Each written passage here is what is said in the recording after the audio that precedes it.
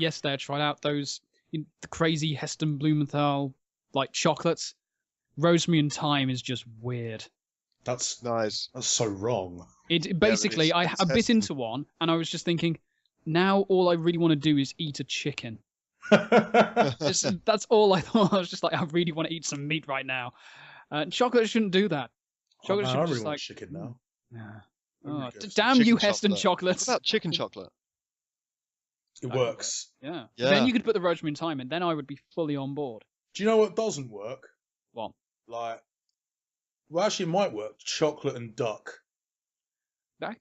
Because I once, because you know when you get like crispy duck from the Chinese and it comes in a little pot of hoisin sauce. Yes. I confused a pot of goo, like the pudding chocolate thing, goo. Yeah. With a pot of hoisin sauce, and I was 3 pancakes in before I realised. I was like, this one tastes weird. I'll have another one just to check. What about Definitely weird. What about a melted down chocolate orange? Because it would technically be duck à la orange. Duck à la orange. Yeah, but with chocolate. That'd just be, oh man. That would work. It's a meat pudding. Yeah. Oh. It would Just be. invented something. Yeah, we really have. We invented meat pudding. It's going to be a thing.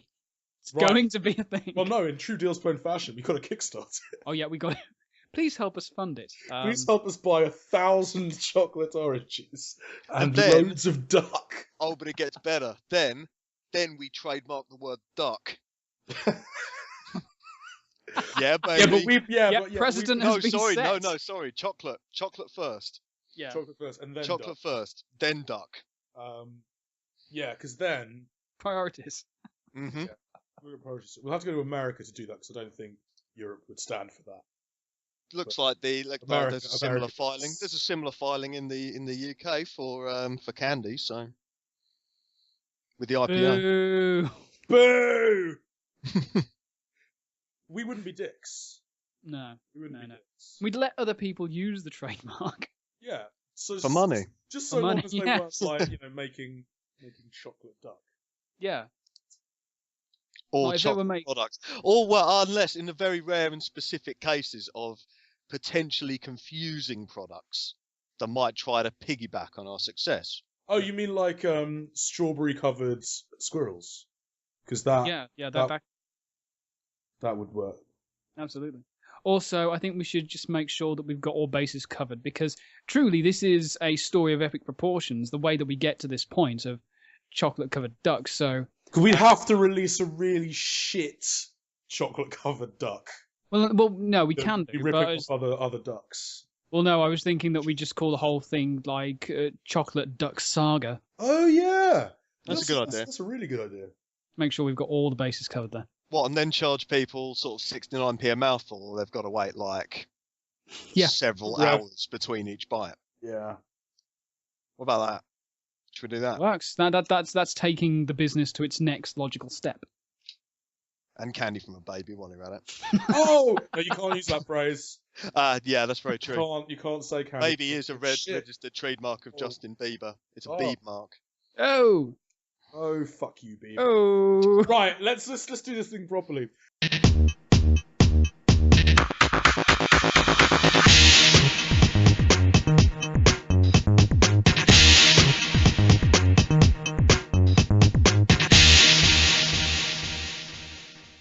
Hello and welcome to the Game Buzz, the weekly series from Dealsbone.com, where we comb through the news from the past 7 days and bring you the newsworthy highlights. I'm Matt Gardner. I'm joined by Carl Phillips. Hey. And by Jonathan Lester. Boycott Candy Crush. And let's boycott Candy Crush. Candy Crush. Candy Crush. Yes, the biggest news of the week, arguably, is that King.com, even though they're sitting on a large mountain of cash from peddling a game that's shit, it's fucking shit. It's awful. Yes, just being utter dicks about it and suing indie devs who can't defend themselves because they're trademark trolls. Yeah. I mean, that's basically the size of it. I mean, after becoming successful by effectively pinching ideas from PopCap and saying, well, Bejeweled is good, but I think we can get more 69p's out of it. Yeah. And then, like, I don't know if you've ever played Papa Pear on Android, but that's like, basically it's Peggle, only it's much worse than Peggle. And they've been doing this for years, but now they've somehow managed to trademark a single word. A word as common as candy. And that's the issue here. That's the problem. Yeah. We've got a company that's hypocritically managed to build its success on cloning, piggybacking on someone else's success. And this is something that happens a lot in the mobile and arguably in the indie space as well. But they've now managed to somehow trademark a word and are now... the problem is, where the hell does this lead now? If you can trademark candy, then surely you can trademark saga. And then what? Can you trademark... What about war or craft or gun or simulator? Yeah, like there was a tweet from Cliffy B, who normally I ignore on just principle. But he put it quite well. It's just like, damn, should have definitely trademarked Gears and War. Oh yeah, well, they're kicking themselves. Because that's the thing. The first thing I think all of us thought when this happened was, how the hell did they manage to trademark candy? Yeah. I absolutely have no idea how they managed to How did get that that even through. happen? Exactly. I mean, being that there are already loads of pre-existing companies who use the word candy, not, you know, in terms of not just video games, but clothing, in terms of television, it's absolutely ridiculous. And you know, it's the equivalent of Notch and Mojang managing to trademark the word craft, Yeah. and then sending a cease and desist to Blizzard. Yeah. That is like that is an actual analogy here. This is what's actually happening. So they didn't do that because they're not dicks. No. Yeah, Mojang, no. But in the terms of King, yeah, I mean, they've made all this money, and now they're going to use that money to make more money through I think morally wrong means, basically. Yeah, and that's the key. It's kind of like, okay, right. You've trademarked candy. Good for you. You found that loophole in the system, right? But you've got all the money. Like, that's just protecting your interests. And then, okay, like, if someone tries to fully rip off Candy Crush, go after them. That's, you know, that good for you. And yeah, like, we're totally... escape. Yeah, we're all about that. I mean, mobile development is a really murky, kind of horrible, very, very sort of derivative kind of place. When anything becomes successful, 1,000 clones sort of follow it, like those little pilot fish things. Yeah. So protect what's yours. Yeah, definitely. Don't go gunning after indie devs who literally, and this is the thing, they've gone after people who don't have their mountains of cash and therefore cannot defend themselves. So their only course of action is to change their games, the games that they've had for ages. Yeah, I mean the poster boy in this situation, of course, being the poor guys behind the Banner Saga, Stoic. Yeah. I mean, King are going after them because their game has the word saga in it. Their game that's based on a Viking saga. Their game that is a Viking strategic RPG. That has nothing to do with a really grindy, intentionally broken Bejeweled clone. Yeah. I mean, admittingly, they haven't got the Saga trademark yet, and the letter that was sent to Stoic was a letter of intention that they were going to challenge them for it. I mean, that's kind of an important thing to kind of state. They haven't actually gone after them just yet, but they're saying, well, we're going to. And I think it was King's argument was that we know that the Banner Saga doesn't infringe on our IP at all, but we have to do it because if we don't, then in the future, if people try to rip off the word saga, then they'll have an easier time of doing so. That was their argument. Yeah, and that I don't see the logic in that. If it's a clear infringement on their copyright and their IP, then they'll win. They'll absolutely win. They don't need to trademark it because they have all the money in the world to begin with. It's just as we said at the beginning, it's trademark trolling, and it's just the problem is at the moment in terms of the word candy, it's completely legal, but on a moral level, it's just all kinds of wrong, and it just makes me angry watching the situation. Yeah, it makes you angry as well. You're out in public and you see people playing Candy Crush, and you're just like, if only you knew. I want to educate you on what these people are doing. Yeah, I mean, me and Matt were talking about it when the news broke at the beginning of the week, and because we said, oh, we've seen people on Facebook still playing Candy Crush, and we were there going, I just want to throw the links in their faces. And your response to me was brilliant, wasn't it? It was basically, yes, but those muggles just don't get what we're talking about. It's true. Most people will not give a damn. If I was to turn around to some of the people who play Candy Crush Saga on Facebook, they would be like, well, I don't care. Who are these little indie people? They're not making games I give a damn about. I'm just going to keep playing this. And that's the sad truth, unfortunately. Well, I think because Ragnar Tornquist has been advocating a boycott of King.com games, and I think someone asked him a question on Twitter which was basically along the lines of, why are you even bothering? Like, the industry, King don't get their audience from the games industry. Like, no one's going to care. And his response was great. It was like, because it's wrong, and we've got to start somewhere. Yeah. And like maybe it snowballs just a little bit. Maybe we get a little bit of maybe King take a little bit of notice. Maybe some, I don't know, it breaks it snowballs into something that perhaps breaks into the mainstream news. I don't know. Like, it's a long shot, but quite frankly we'll never know unless we try. Absolutely. No, but it is futile because, as we all know, Candy Crush addiction is impossible to break, and the only people who are willing to boycott it are people who won't play it. But do definitely, like, if you sit down on the bus and someone's playing it next to you, like, definitely do, and we do advocate this: grab the device out of their hands. Yep.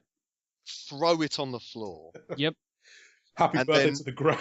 Exactly. Grab them by the lapels, lift them bodily off the seat, and then, then run for it, basically. Also, another alternative is, after you've smashed the phone, if you do have a newspaper to hand, roll it up, smack them on the nose, and go, no! You can sort of rub their nose in it. Yeah. Know what you did. But you know what? I mean, the thing is, Candy Crush, it is a broken, very cynical rip-off of Bejeweled. But the thing is, I don't necessarily buy that it's a truly awful game. I hate the way it's monetized. Yeah. But just my piece of advice would be go and play flipping Puzzle Quest instead. Yeah. Why wouldn't you play Puzzle play Quest? Bejeweled, for God's sakes. No, play Puzzle Quest. Yeah, definitely Puzzle Quest. Fine. Yep. That would be my advice, and you'll pretty much pay the same as a single microtransaction to get like 20 to 40 hours of game. Yeah, man, like, that game. It's amazing. It's so great. Yep. Let's basically King, stop being dicks. Let's move off of King because I don't want to spend too much time talking about them in their horrible ways. Let's go to something more awesome or more crazy. Let's stay in patents and let's stay in trademarks and look at the fact that this week Sony patented something bizarre and wonderful and crazy, and I don't know why. This make your own motion controller that can be kind of weirdly contorted into many different things, and it was quite odd. Yeah, I mean, what it basically is a patent for a PlayStation Move, like literally exactly that, a motion sensing beacon with buttons and a big old ball on the end. But it's modular, so you can plug like hinges and stuff into the bottom and then connect that to other plastic components and or another Move controller as well. So you end up with sort of rough approximations of objects in the game. Like if the game has a gun, for example, you can sort of slot bits together and end up with something that feels in your hands a bit like a gun. Or in ridiculous cases on the patent, you can make a sort of bat thing and wave its wings to make it fly, and that's a terrible idea. But the fact is, it's proof of concept, and I think the idea has merit actually. Because I don't know about you guys, but Kinect, I found the biggest problem with Kinect was there was a real disconnect. between what you were feeling and what was doing. Nice. And what was happening on the screen.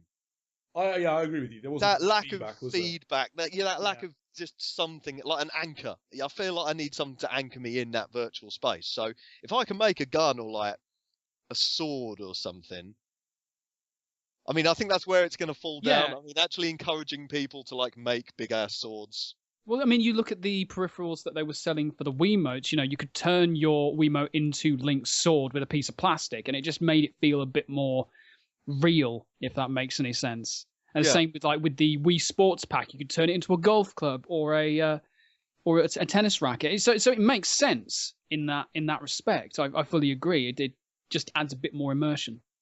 But if we could make big plastic swords, I just don't know. I can't see why we'd need a video game at all. No, frankly. But yeah, I mean, the fact is, this is a patent, and like 99.9% of the time, nothing comes of these things. They're purely defensive. They're just the R&D guys down in the Sony or Microsoft, whatever, skunkworks say, "Oh, this could be a laugh. Let's patent it." You know, just in case someone else makes money off it. But they've put a lot of work into it. I mean, what makes this different from a lot of patents is there's a huge amount of detail. There's a huge amount of forward planning. There are more flowcharts than you can possibly imagine. And they've really, really thought about how this would work on a hardware and a mechanical level as well. And I think it could have real merit in something like, because the point is it's sort of augmented reality. And I think if they could get Media Molecule to bring this into a game like Little Big Planet, you can make all sorts of things on the screen and then make a sort of rough approximation of the object in your lounge. And then, you know, the PlayStation camera would sort of put that object into the game with whatever it's supposed to be, overlaying what it's supposed to be over the top of the plastic frame.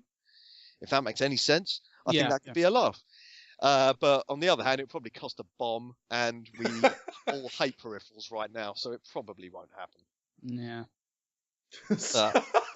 But at the same time, you can make a robot. Ambitious and educational and wonderful, and oh god, no. And but if anyone wanted to buy that like guitar, we'd all be like still playing Guitar Hero. That's true. This is true. Although, admittingly, you could I still do. Tony Hawk Skate. Well, they showed the diagram where you can make a robot. So technically, you could like make a mech and like move the mech. See that would sell it. One at a time. Yep. Stop motion gaming. Yeah. It'd be better than Steel Battalion Heavy Armor. There you go. It would. We're on to a winner. Guarantee you. It would. Let's go elsewhere, and I want to ask a question that was posed to Microsoft's Phil Spencer this week. Can Microsoft give us good free games? Look at what PlayStation Plus is getting. Can we get something like that? Well, they gave us Sleeping Dogs. Yay. I mean, that was super useful for me because I scratched that disc a while back. So that's good. I've been able to finish that off. The consensus is that Games with Gold, it's only been up and running. This is Microsoft's fault as well. It's only been up and running for a little while, but it's kind of it's sort of paled in comparison to say PlayStation Plus, and you kind of look at what PlayStation Plus is getting next month in Infinite and Metro Last Light and Outlast, and that's just on like PS3 and PS4. Like you got Vita games as well, like Dynasty Warriors Next, and Xbox Live Gold has Lara Croft and the Guardians of Light, which is a great game. Yeah, it's an excellent game. It's an excellent game, but it's not quite the banquet of awesomeness that Sony are throwing at people, is it? No, I mean that typically that game is always available on PC for about 68 pence. So I mean it's always nice to have free things, and it's nice to see Microsoft actually giving away a few freebies. But the problem is now they can't sort of hide behind their defense of, oh well, Sony's thing is an optional premium service, and we're just giving you these lovely permanent freebies. They can't do that anymore because now both Xbox Live and PlayStation Plus are mandatory for online play. So Microsoft really has to step up now because Sony's giving away freebies across 3 platforms. Well, this is discounts. Something that's it's just like something that's been brought up on the site a fair bit as well that affects all of this is that even though I don't own a PlayStation 4, I'm still able to register getting the games that are coming out on PlayStation 4 as part of Plus for my account. So I've already got Resogun, I've already got Contrast, and I'm planning on grabbing Outlast, and Don't Starve as well. But I'm planning on getting I'll have all of those ready to play when I do eventually get a PS4. And that's great. And it's great, but I can't do that with Xbox Live. If I don't have Xbox Live at all, then I can't claim it. Yeah, well. I mean, that's not entirely fair because you will, if you get an Xbox One, be able to use Skype.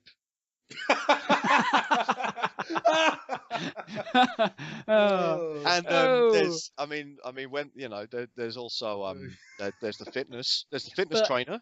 This is the thing though. It's encouraging people such as myself and many others, for when we're actually looking to jump up to the what is now current gen, to go more for the PlayStation 4, because it's going to be like, well, actually, I've now got more games for the PS4 and I haven't even bought anything. I've just been using my existing PlayStation Plus subscription. Yeah, I kind of wrote a little article about this a few weeks back on how PlayStation Plus and the indies would kind of see Sony through this slower period. Yeah. Immediately post launch, and it's kind of true, and it works as well for the Vita. I don't think I've bought a game for the Vita since about a year or so, because PlayStation Plus has just kept me playing. I mean, I don't play it as much as my other consoles, but it's kind of PlayStation Plus has kept me picking it up every now and again, and there's always a new experience for me, and it is wonderful. Just PlayStation Plus, yes. And Microsoft need to get better. And Phil Spencer said, he did say that, I feel good about the first half of 2014, and then admitted that, kind of admitted that PlayStation Plus was doing a better job. Ish. I was doing a much better job. He said, yeah, I mean, I guess Brothers was good. I suppose. And yeah, not mentioning, of course, BioShock Infinite and Metro Last Light. God, I mean, that's 17. That's 17 out of 20, and 2 Editor's Choice Awards. Yeah. But even if you only get it for a month and play those 2 games to completion, you're up on the deal. Absolutely. Frankly, I mean, just to go off again, it's like at the same time, I'm not completely ruling out an Xbox One, and frankly, as soon as they do release Halo, the whole thing's going to blow up and everything's going to be like, oh, what an Xbox One. But it's trying to grab people before that point, which is important because they want the install base. And yeah, it's you just look at the quality that you're getting from PlayStation Plus, and it's like, well, it's difficult to argue against getting that instead. Yeah, for sure. And I think the fact is, now these 2 consoles are competing directly with each other. Yeah. I mean, I've been the biggest sort of exponent of Xbox, if that's how you pronounce it, of Xbox Live over the last few years. I've never begrudged paying for that service. No. It's always been rock solid. And that is worth paying for. Yeah. But now, I mean, PSN works. So the fact is, we now are stopping asking, what can we do for our services? Let's get, we can defend. We got to defend our purchasing decisions. We got to defend this and ask what these services can do for us now, and ask what benefits they're willing to give us, and make them just sort of deserve the increasingly obscene amounts of money we've got to pay them in order to keep up with our hobby. And Sony's kicking it out of the park in that regard. Yeah, I agree, and I think Late said it very well in the comments of this piece on the site. The perception is, of course, that these games are free because Microsoft peddled the idea that if you want a solid online experience, an exemplary premium online experience, you need to pay for it. And Sony were just happy sort of trucking along. The PSN wasn't as good on PS3 as sort of Xbox Live was last generation, but it was free. But the expectation was that if you want that premium service, you got to pay for it. And that's what Sony said when they introduced this. They said, look, we want it to be a lot more connected. We're going to have to sort of invest heavily into servers and that sort of stuff. So you're going to have to pay for online multiplayer on PS4. And people, do you know what? People are happy with that. We said that at the time. People would probably actually be happy with that because, well, the expectation's always been there that they'd have to do that at some point. So the perception is that these games are free. People understand that if you want that sort of premium online service for multiplayer titles, and especially if we're getting MMOs on console, you're going to have to pay what is actually a paltry yearly subscription on both consoles, but now free games. Yeah. And that perception is just kicking ass for Sony. And yeah, well worth it. They're very worthy for all the praise that's coming their way, because PlayStation Plus, and we were a bit worried to see how it would work. But they're still knocking it out of the park across 3 consoles. That's the thing. I don't know if it'll last. I don't know if in a year's time it's going to be kicking as much ass. I don't know if the pressure for it to kick as much ass is going to be there, but yeah, I have a subscription, so I'm not going to cancel it anytime soon. And that's the joy of it. I mean, I know you lose access to the games once you stop paying for your subscription, but I mean, who really completes games more than twice these days with our backlog? Really? No, it's very true. Plus, if you stop subscribing, they'll from what I understand, they'll be there when you resubscribe. They will. Yeah, they will. Yeah, just take a little bit of a break. It's fine. Go back when new game comes out and you're like, oh my god, I must have that. Yep. Like Sony were very conscious about sort of making the PS2, even after the PS3 launch, sort of bringing that into sort of like secondary markets and making it a big deal in sort of developing areas of the world. An affordable budget console with a massive range of games at cheap prices. And the PlayStation Plus just makes that more of an option for the PS3 because now next gen consoles are out. Now we're into a new generation. Those prices are just going to drop more. You pick up this console, you pay for one game a year, and you get quite possibly like 24. Yeah. It's brilliant. It's step it up, Microsoft. You need to step it up. Yep. Let's move from Microsoft and Sony over to Nintendo. Yay! And an interesting claim from an anonymous alleged EA insider. I think that the quote for this was Nintendo was dead to us very quickly. Well, we saw that, EA. But this one's quite interesting because the reason they gave behind it because they said that the Wii U became a kids IP platform too quickly, and EA doesn't make games for kids. Sounds about right. Sounds like something that EA would say. Yes. Almost suspiciously so, almost stereotypically so. But yeah, I mean, regardless of whether or not CVG says that this quote is on the level. We'll take their word for it. This is CVG we're talking about. They do have a sort of stake in making sure their stuff is accurate, or at least not a massive lie. But they're not the only publisher to say words to this effect. I mean, Bethesda have basically been saying this for months. Mm-hmm. They said it like, before Wii U even released. Yeah, they've been saying it. I mean, Pete Hines has just been saying this up front, like not even anonymously, just saying, look, Nintendo haven't been bothering to talk to us. They haven't made a case for us to bother bring your games over, so we're not going to. Bye. We're not doing it ever. But plenty of other publishers are ignoring it as well. I mean, so many third-party games just aren't hitting that console. EA withdrew their support, and the only third parties really on it at the moment are sort of Ubisoft and Tecmo Koei, I guess. Yeah. I mean, well, interestingly, this EA insider, quote unquote, did say, oh, well, like Activision, we only care about games that can be big franchises, even though Activision did actually bring their big franchises to the Wii U.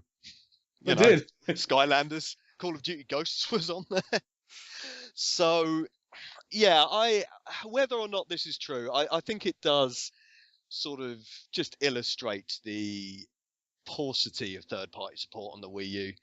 Although, I don't know, just there's a part of me that wonders actually how important third-party support really is for the Wii U.